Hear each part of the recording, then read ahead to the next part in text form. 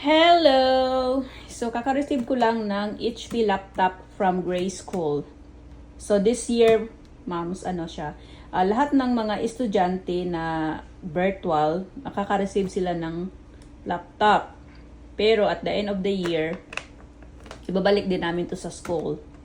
So, yeah. So, with the laptop, may kasama siyang headset and mouse. So, ito lang gamit niya. So, last year naman, ang gamit ni Gray, ito, yung MacBook Pro niya. So, this year, magpahinga na yung niya. Itong laptop niya. Wala lang, na-happy lang din ako, di ba? Kasi virtual si Gray. Yung pag-school niya this year, virtual, same as last year. May mga teachers siya. So, this year, I think, 4 yung teachers na magtuturo live sa kanila. Hindi lang kasi siya yung estudyante, so marami sila na magiging mag-aaral online. So, 4 na teachers or 5, 6. Hindi ko pa sure kasi wala pa akong schedule talaga.